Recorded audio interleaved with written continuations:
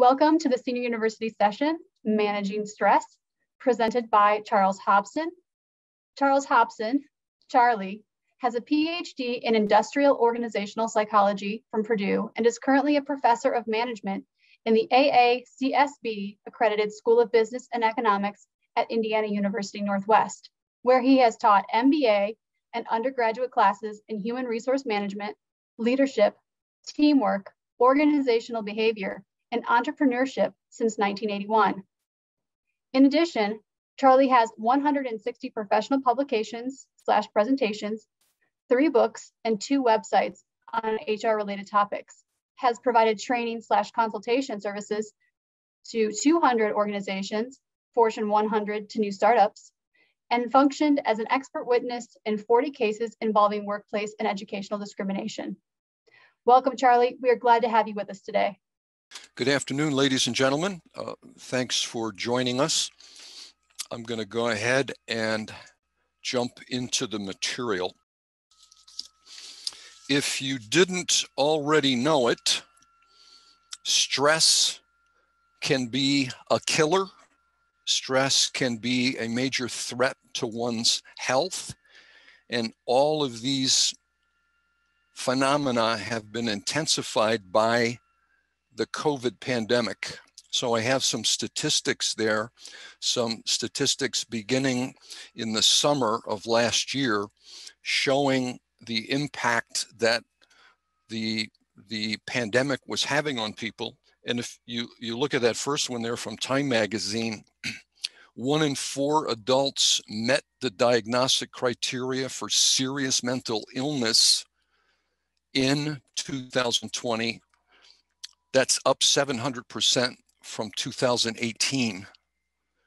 The U.S. Center for Disease Control, nearly 11% of adults had seriously considered suicide in the last month. That's up 4.3% from 2018. And the figure for 18 to 24-year-olds was 25.5%.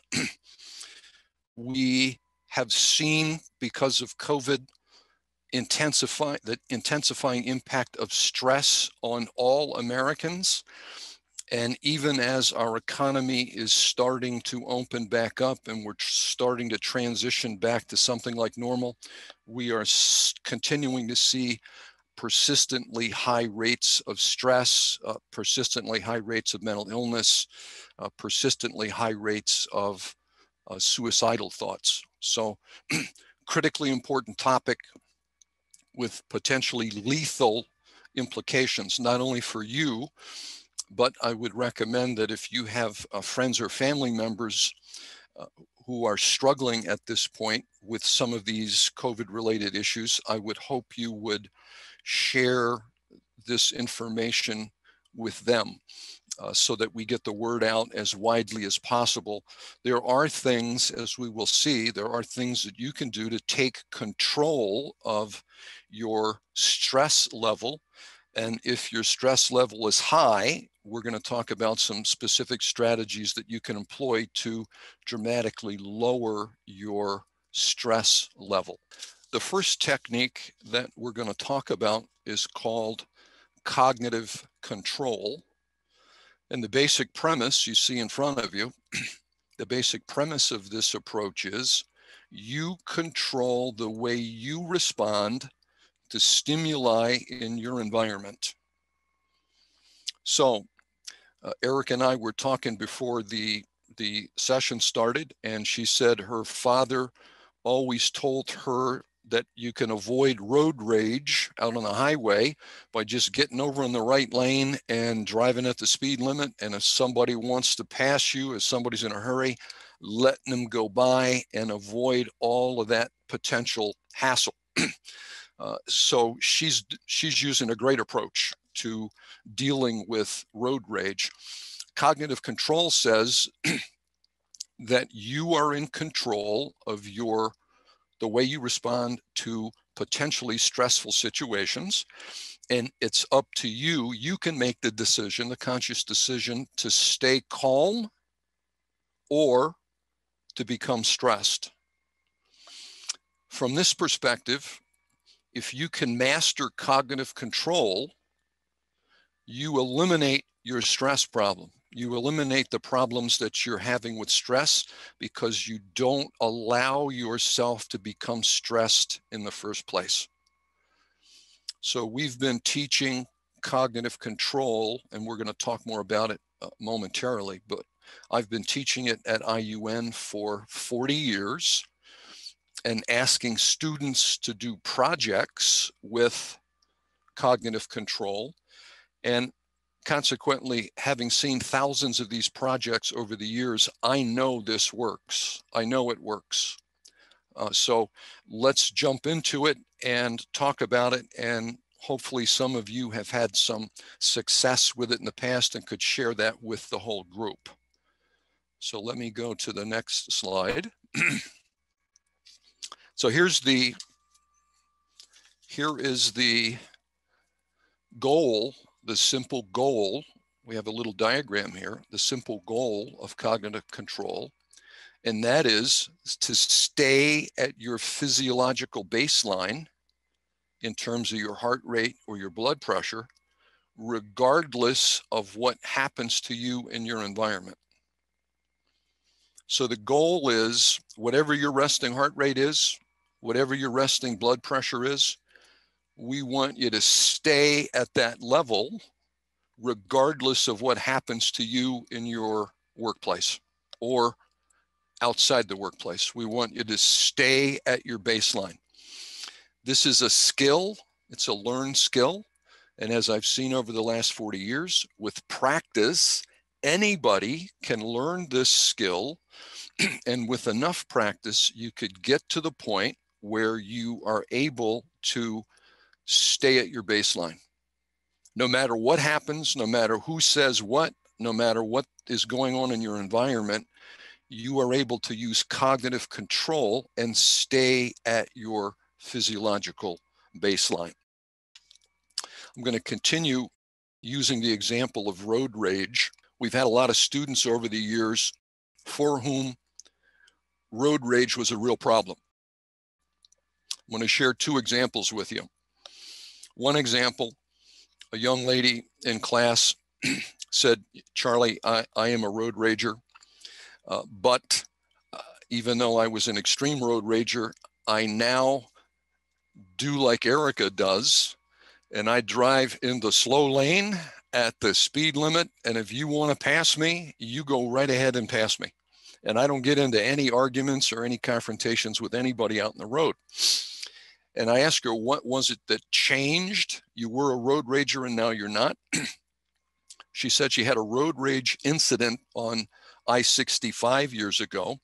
And I asked her if she would allow me to film her presentation so that I could share it with groups in the future. And she said she would prefer not, but that I could relate her encounter verbally. So she's driving out on 65, going home in the afternoon from work, and she gets into a road rage incident with a guy driving a pickup truck. So she said they were both cutting each other off, trying to swerve in front of each other, on the horn, flipping off each other, screaming profanities at each other. So she was really into the road rage. And consequently, this went on for several miles on I-65. And then she got close to her exit and she thought, you know what, I'm done playing games with this guy. I'm going to get off at her exit closest to her home. Now, sadly, the gentleman in the truck followed her, got off at her exit and followed her. Now, if you were thinking clearly, what would you do if you were this young lady and you've got a crazy guy in a pickup truck following you when you get off of 65? What would be a smart thing to do? Erica, she states that she would get off of 65 and then drive right to the police station. Fantastic. Fantastic. That's what we would recommend. If we're thinking clearly, that's what we would recommend anybody do. Go to the police station, get out of your car and run inside. who's going to follow you into a police station? And if he does, there are armed police officers there.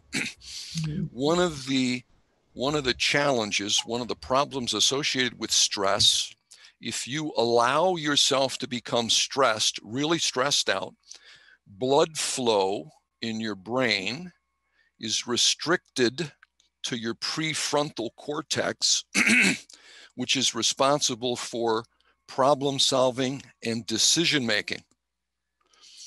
So when this young lady was so angry and so stressed out, she wasn't thinking clearly because blood flow was cut off to that part of her brain.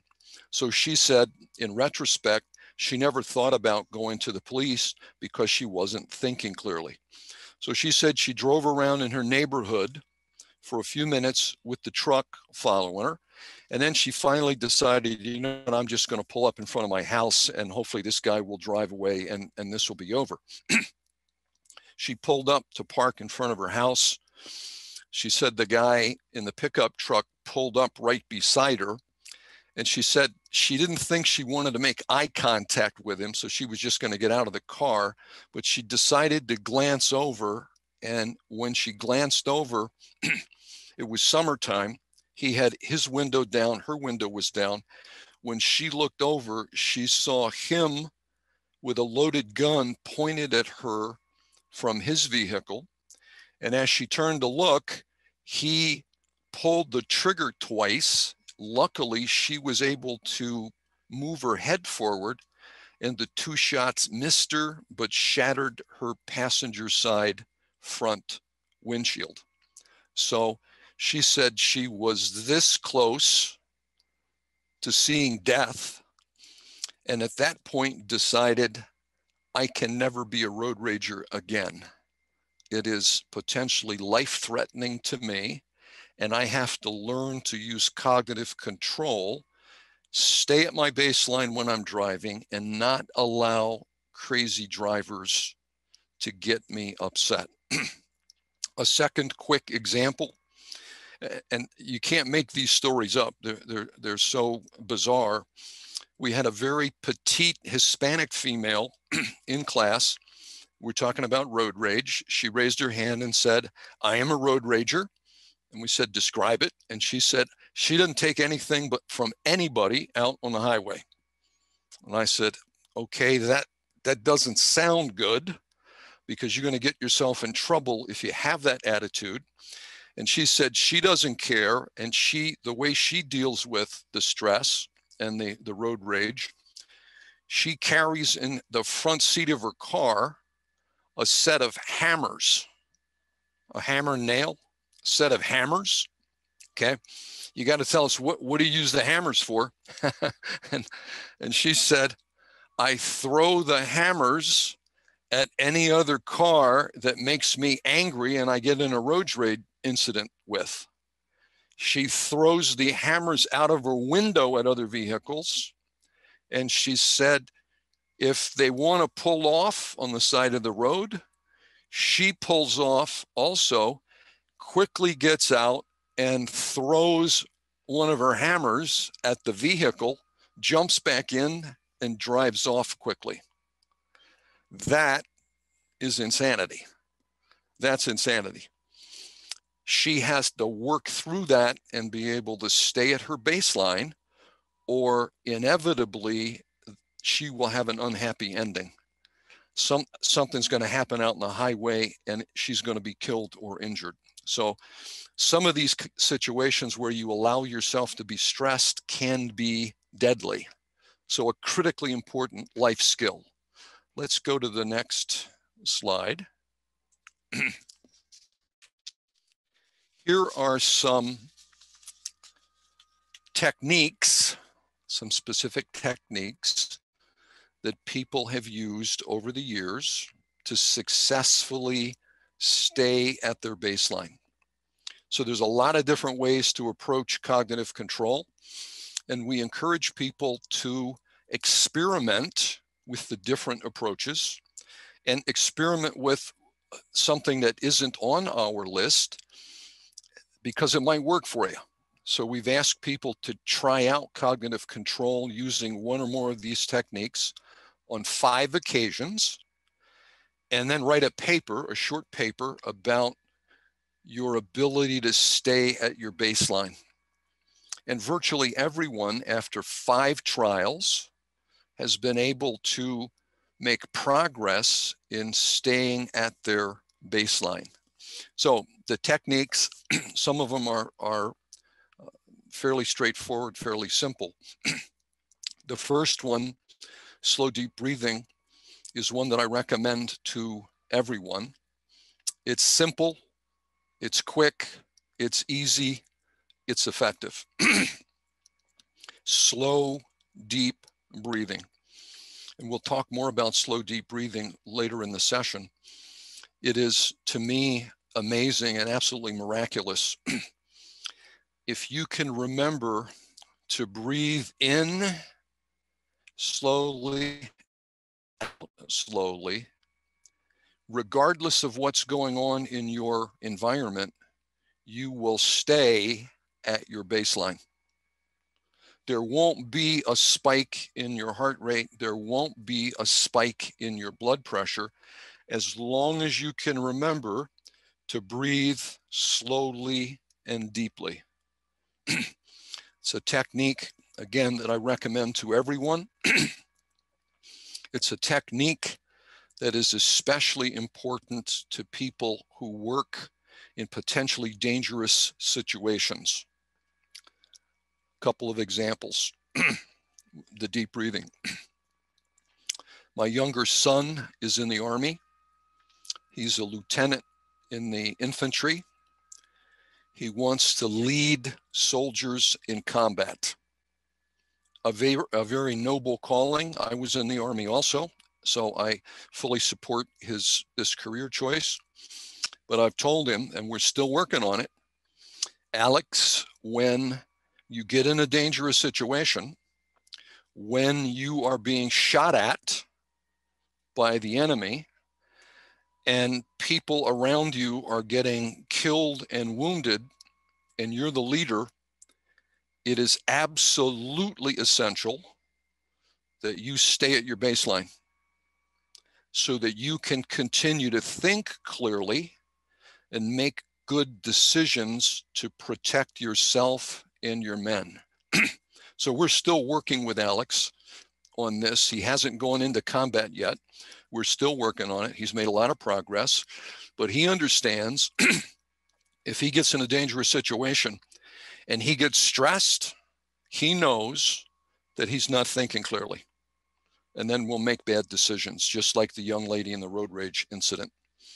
Here's something that is particularly relevant at this point in our national history. A Time magazine article a couple of years ago did a survey. In the article, they reported on the results of a survey.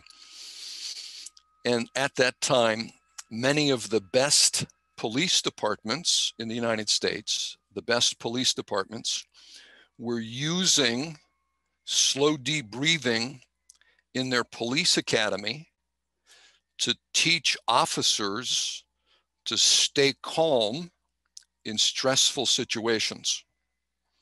So here's how they do it. You're in the police academy for 8 weeks, 10 weeks, 12 weeks. They train, if they use this approach, they train these police cadets. Anytime you touch your holster where you have your weapon, anytime you touch your weapon, you should immediately begin slow, deep breathing and continue slow, deep breathing until you reholster your weapon. And they train this over and over and over again so that it becomes automatic. Why would we want police officers to stay calm when they're in a potentially deadly situation? What do you think? Why do we want them to stay calm? I want them to stay calm so they make good decisions about whether to use my weapon or not. If you're not thinking clearly, you could easily draw your weapon and fire your weapon when it's not the smart thing to do. Haven't we seen this happen repeatedly in our country over the last few years? Police officers who get so stressed out, they're doing things that are completely inappropriate, and they're shooting and killing people when they never should have had the weapon discharged in the first place. So from my perspective, one of the solutions we have to this scourge of police violence is making sure all officers are able to use cognitive control to stay at their baseline. And if you can't, you don't get a badge and you don't get a gun and you don't perform police work with the public. Maybe we keep you at a desk job if you can't stay calm in potentially dangerous situations. The key in that instance is the effective use of slow, deep breathing. For people who are religious, who have strong religious beliefs, either one of the second two cognitive control techniques might work powerfully for you. Mother Teresa, famous for a lot of things, but one of the things she was famous for was anytime she's in a stressful situation, and she encountered horrible stress in the slums in India, she kept her composure by repeating to herself, "Thank you, Lord. Thank you, Lord." And she said by that simple repetition, she was able to stay at her baseline, maintain her composure, and continue to think clearly and make good decisions. Many other people with strong religious beliefs are fans of the serenity prayer and repeat the simple words to themselves anytime they get into a potentially stressful situation and are able to stay at their baseline. Other people use the fourth technique. They conjure up an image of a calming location, and they think about that calming location, and it helps them stay at their baseline. I think we've all heard of Warren Buffett, one of the richest men in the world. He uses the fifth strategy. He said anytime he feels like he's in a potentially stressful situation, he summons up images of his grandchildren, and they bring a smile to his face and make sure that he stays at his baseline. So a very effective technique used by one of the richest people on earth. And then the last technique, some people have a lot of success with internal self-talk. That is simply repeating to themselves, you know what, there's no reason to get upset. I should stay calm. So that simple repetition of calm phrases to yourself can help you stay at your baseline in spite of the fact that you're in a potentially stressful situation. The challenge for everybody is find one or more of these techniques that can be useful to you in staying at your baseline in otherwise stressful situations. Let me share with you the cognitive control project that we ask students to do at IUN, and we asked them to do for the last 40 years. So take a moment and do a quick scan. These are the instructions for the cognitive control project. So we ask people to think of a situation that has typically caused stress for you. And then the next 5 times that situation occurs, use one or more of the cognitive control strategies to try to stay at your baseline. And then write a 1 to 2 page paper about your experience. As I mentioned earlier, virtually everyone has had some success in being able to stay at their baseline using cognitive control. And if you can begin to see some success, it's only a matter of time and practice before you can get to the point where nothing gets you up off of your baseline. Nobody gets you up off of your baseline. At that point, you have eliminated stress as a problem for you. Cognitive control is a technique, in my opinion, we should be teaching in K through 12. I would recommend, based upon my experience with K through 12, I would recommend that we could certainly begin teaching this in the 3rd grade, that the kids at that point are old enough, mature enough to be able to understand the importance of the project and get into it and become engaged with it. From my perspective, if we started in grade 3 and we reiterated and we practiced cognitive control from beginning in 3rd grade through graduation in 12th grade, that would completely change the condition of people in our country and enhance their ability to deal with stress. So I don't know why we don't do it, but if you've got children in your family, children, grandchildren, nieces, nephews, cognitive control is something that can be taught to them and could be a life-changing skill that you teach them. So I would encourage you to share this approach with others. The next topic that we're going to consider, let's assume that you haven't mastered cognitive control yet. And it takes time. It takes time and it takes practice. So what we're going to talk about next are 3 techniques that you can use until you get really good with cognitive control. 3 techniques that you can use in any situation. If you're up off of your baseline, we're going to talk about 3 approaches that you can use to quickly return to your baseline, quickly return to your baseline heart rate and blood pressure. So let me share these with you. The first one we've seen before. The 3 that we're going to talk about today as ways to reduce the stress that you're feeling. Deep breathing. We just included that in our discussion of cognitive control. Second, imagery is a technique that we'll talk about that can be helpful in reducing stress. And the third one that we'll talk about is progressive relaxation.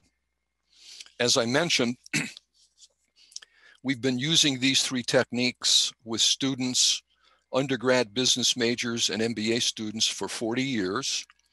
And we consistently see success in our students in terms of reducing their pulse rate. If they're stressed out, here are 3 ways, the things that you can do to quickly lower your pulse rate and return to your baseline. So let's begin a consideration of these 3. Again, we've already talked about deep breathing. I'm going to add some information with the next slide. But as we mentioned, if you look at that second bullet point, if you're breathing slowly and deeply, it is virtually impossible for you to be stressed out. You can't be. If you're breathing slowly and deeply, chaos can be going on around you, but you are calm internally and able to think clearly and make good decisions.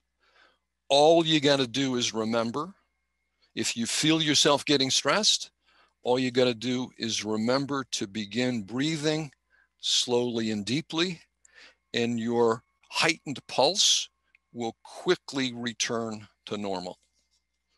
Here is, on the next slide, some additional information that could be helpful when using deep breathing. So we want you to take a full, slow inhale, and then a slow exhale. And focus throughout this process on your breathing. Here's something that you might find helpful in this regard.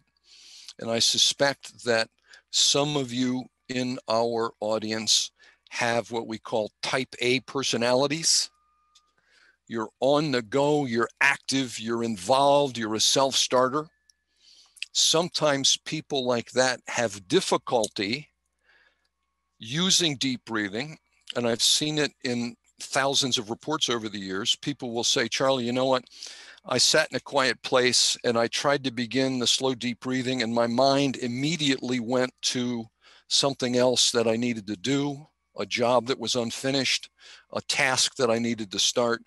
And next thing you know, I forgot all about the deep breathing, and I'm still stressed out. So in those kinds of situations, if you have a type A personality, it might be helpful when using deep breathing to repeat something silently to yourself as you're inhaling and as you're exhaling.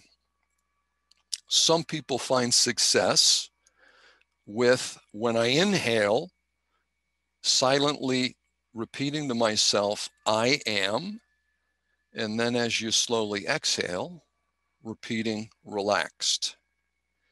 And continue the slow inhale, I am, and as I exhale, relaxed. For some type A's, that's a very effective approach. For others, they've said over the years, Charlie, we need more. We can't just have a simple I am and relaxed. So some people have found success with counting to themselves. So as I'm slowly inhaling, I'm counting from 1 to 7 or 1 to 10, whatever works. And then as I slowly exhale, I count in reverse from 7 back to 1 or 10 back to 1. And I continue the counting as I'm breathing in slowly and deeply. So for people who have a type A personality, this additional mental focus on repeating words or repeating numbers can be helpful. Focus on the breathing, focusing on your breathing is absolutely essential to success. And if you need some assistance in that process, using I am relaxed or counting 1 to 7 and backwards from 7 to 1, fantastic. Our experience has been, if you use the repeating, the repetition, or you use the counting, you'll fairly quickly get to the point where you master the skill and you don't have to do the silent repeating to yourself. But initially, it can be helpful to make sure you stay focused. Let's talk about imagery. Let's talk about imagery.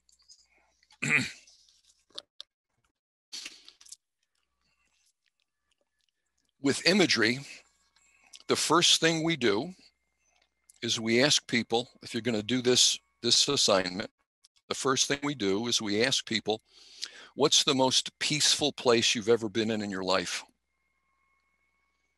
What's the environment? What's the location that you've been in your life? And when you were there, you felt absolutely calm and absolutely at ease.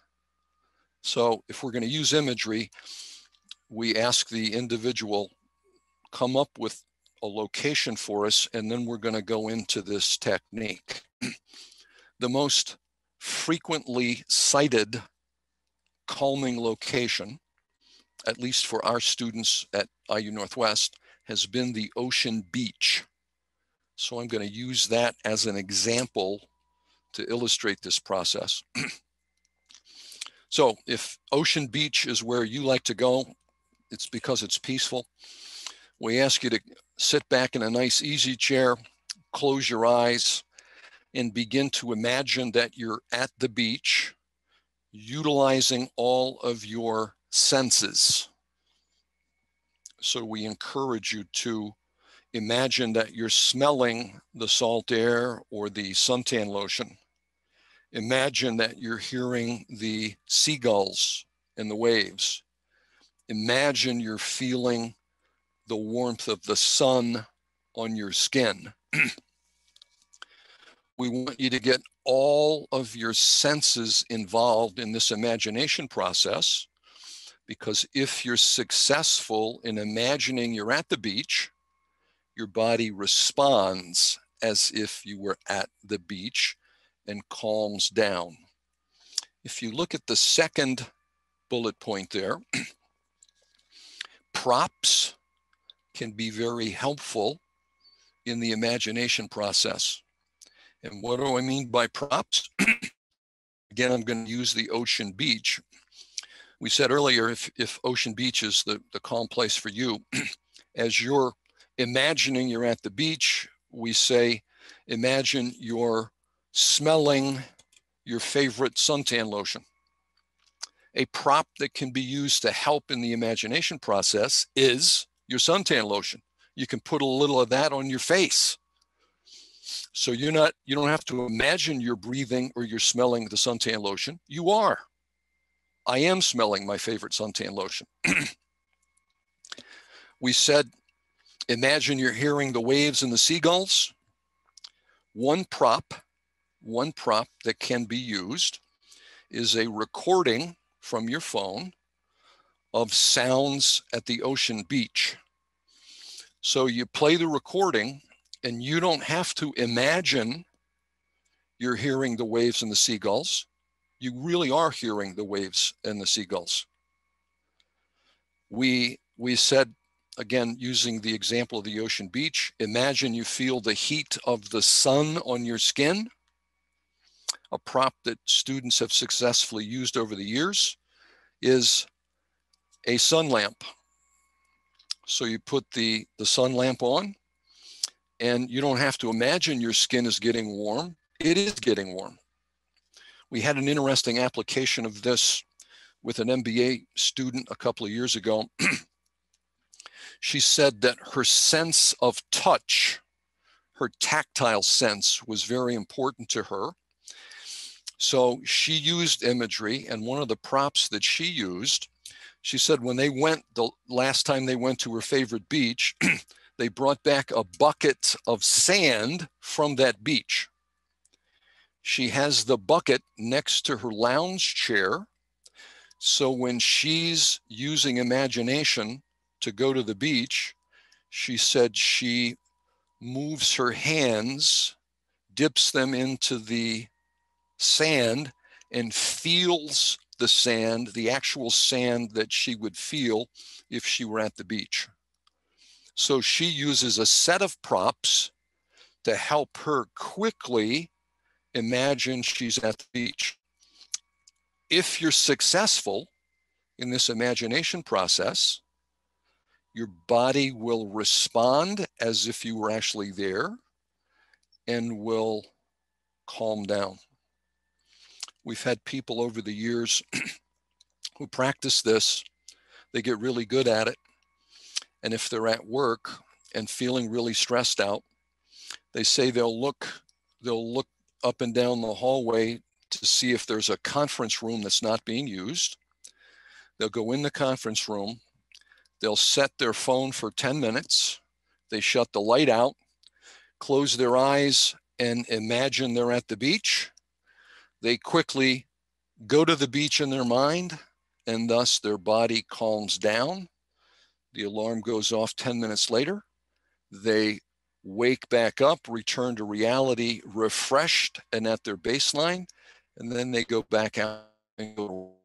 So again, with practice, this technique could work wonders in helping you reduce your stress if you feel like the situation has gotten out of control and you're really stressed out. Our last technique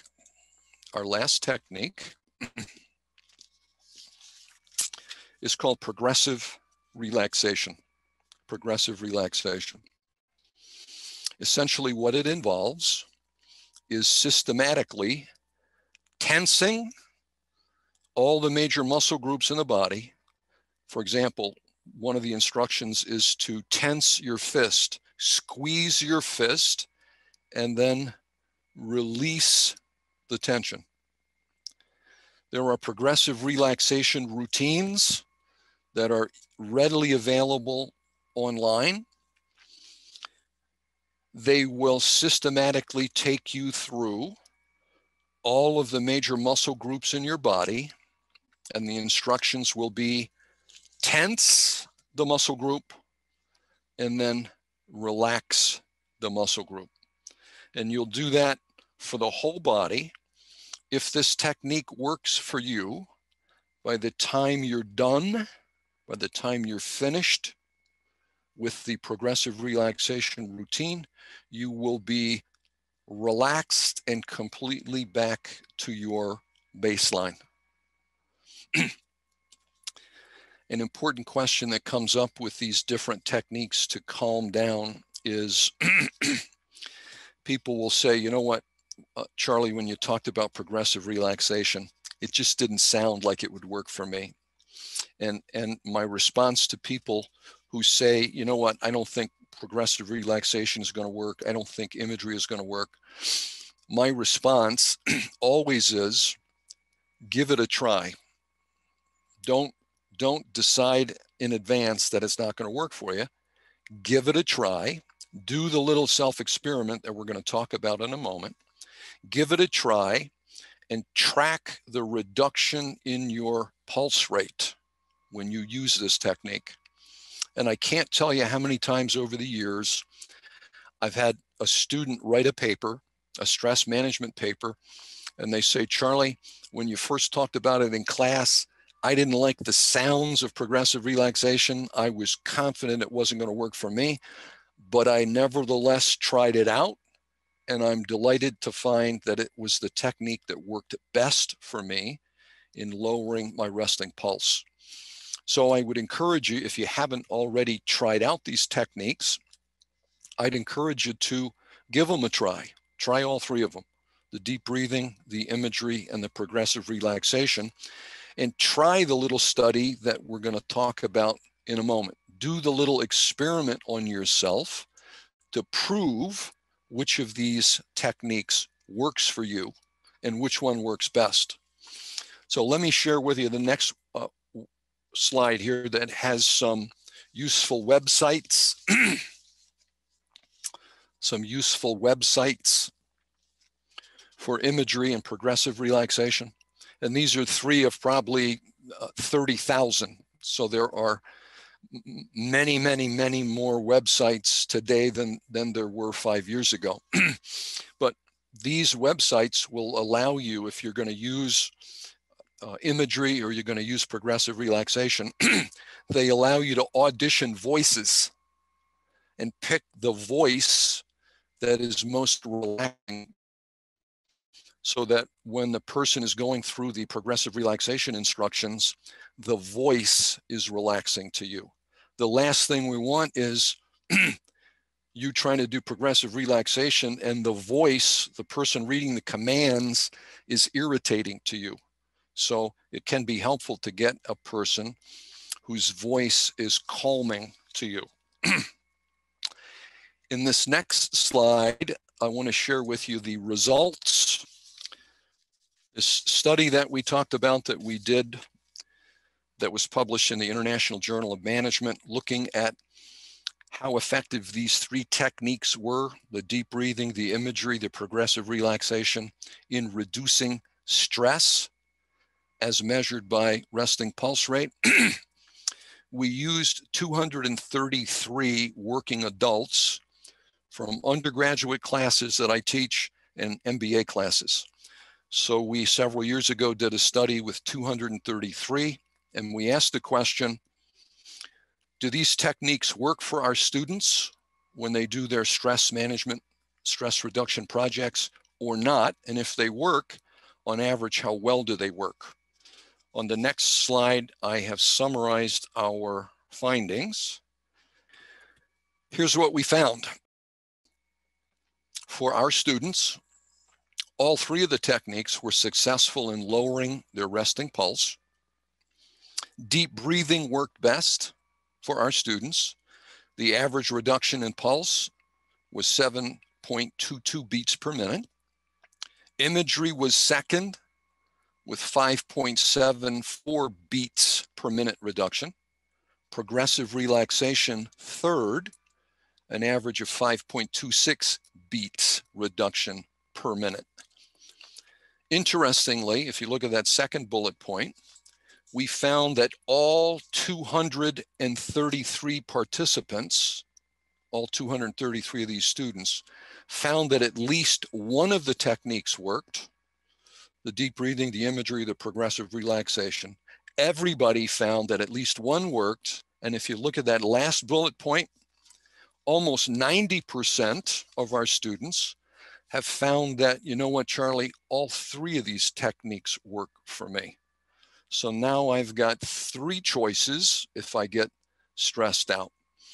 You can use these results if you decide to do the self-experiment that we're going to talk about next. You can use these results to gauge how effective the techniques work for you. So for example, with deep breathing, if you find that it lowers your pulse by 13 beats per minute, that's almost twice as high as what we found the average to be with our students. So this is a way to, it number one, communicates that these techniques work, and it gives you some sense of, on average, how well do they work, and you can compare your results with these results. So let me show you the project that we ask students to do, and that I would encourage you to consider doing or recommending to one of your friends, one of your family members, or some of the children in your family. So let me back up.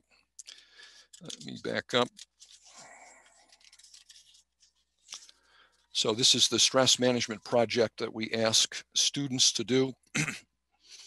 We have the three techniques in that first bullet point that we talk about: deep breathing, imagery, progressive relaxation.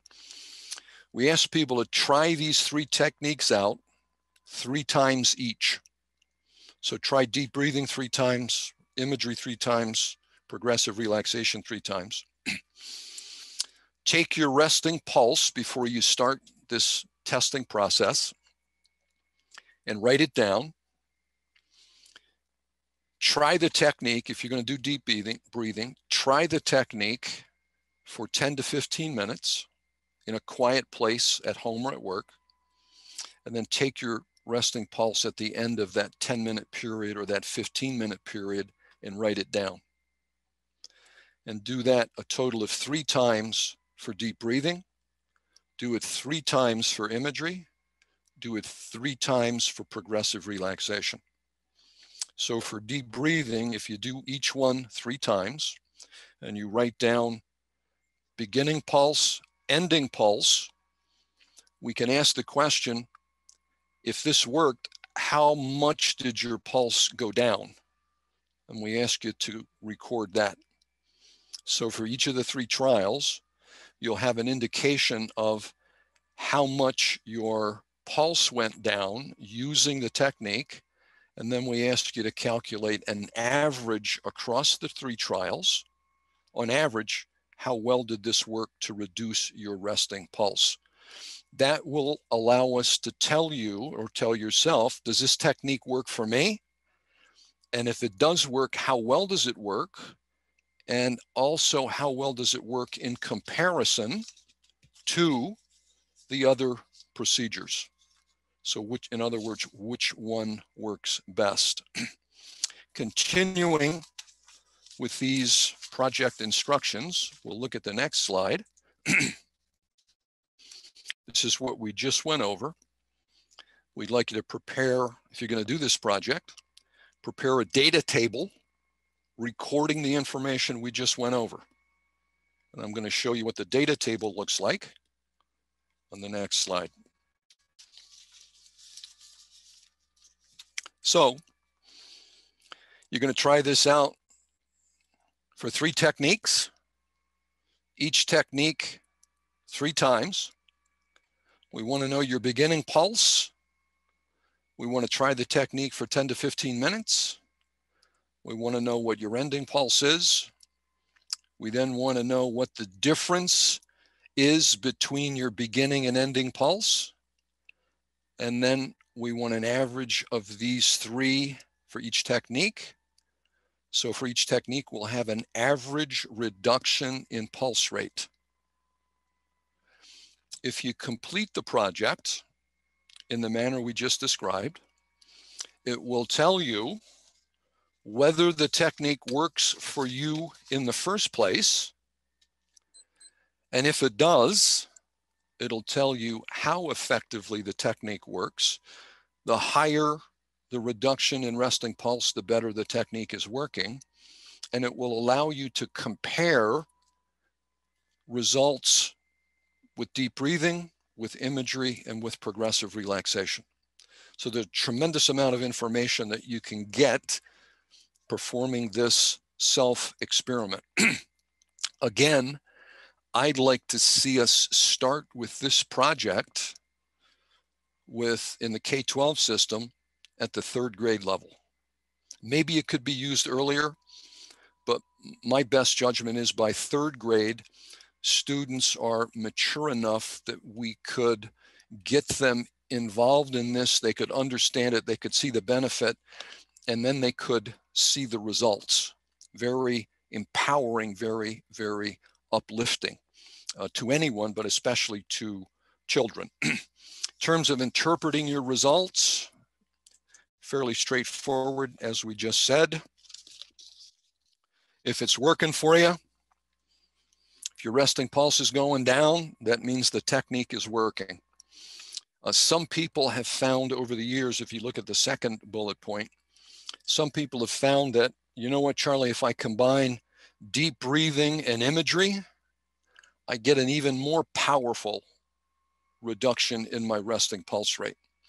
So I would encourage you, if you do the experiment trying each of the 3 techniques separately, I'd encourage you, if you're interested, to try combining the techniques to see if you get an even more powerful relaxation effect.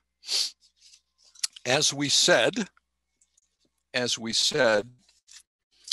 these techniques, if you do the experiment and you prove to yourself that these techniques work, it can be very empowering to anybody, because now you know that if I get in a stressful situation, I have hopefully 3 techniques, or at least 1. I have techniques that I know I can use if I get stressed out, that I can begin slow, deep breathing and my pulse will come down dramatically. Or I could begin using imagery and know that my pulse rate will come down. Or I could begin using progressive relaxation and know that my pulse rate will come down. As we mentioned with that second bullet point, this is a great tool, a great approach to teach to kids. They deal with stress all the time, and good Lord, we don't teach them how to deal with that stress. And a lot of them don't deal with stress very effectively. So from my perspective, it's irresponsible for us as educators not to introduce these concepts at the earliest age possible. That last bullet point, we all from time to time experience occasional insomnia. These techniques that we're talking about, the deep breathing, the imagery, the progressive relaxation, they can all be very, very impactful in dealing with insomnia. So you go through, if deep breathing works for you, and you're in bed and you're having a hard time falling asleep, if you can focus on your breathing and start breathing slowly and deeply, in many instances, you will fall asleep while you're doing the breathing. The slow, deep breathing will calm your body down, lower your pulse rate, lower your blood pressure, and make it easier for you to drift off to sleep. The same can be possible for you with the imagery or with progressive relaxation. The bottom line is, ladies and gentlemen, we hope everybody finds ways to deal with their stress. The ideal, of course, is I master cognitive control and I stay at my baseline at all times. If that's the case, you don't need stress reduction because you're already at your baseline. Until you get good with cognitive control, if you're in a stressful situation, you know that there are at least 3 approaches that you can use to calm down quickly. And I would encourage all of you, the next time you're in a stressful situation, if you can remember to breathe slowly and deeply, start breathing slowly and deeply. And if you've got a Fitbit or one of the newer smartphones that display your pulse rate, if you're stressed out and you've got a very rapid pulse rate and you start breathing slowly and deeply, you will see on the screen that your pulse rate is dropping, and dropping quickly and dropping dramatically just because of your breathing. So all 3 of these techniques can be very effective. One that is simple to use, can be used in any situation, is very powerful. In fact, the most powerful of the 3 techniques in reducing stress among our students. I would really, if you do nothing else, that you give deep breathing a shot and you pass the word to others in your family, other friends. You know what? It can be as simple as deep breathing. And if you have trouble focusing, you could add I am relaxed, or you could add the silent counting to help keep you focused on the deep breathing. Well, ladies and gentlemen, I appreciated your participation today. Thanks for joining us. Hopefully the information we covered will be helpful to you personally and others in your family and your circle of friends. So good luck to all of you. Be safe and have a great summer.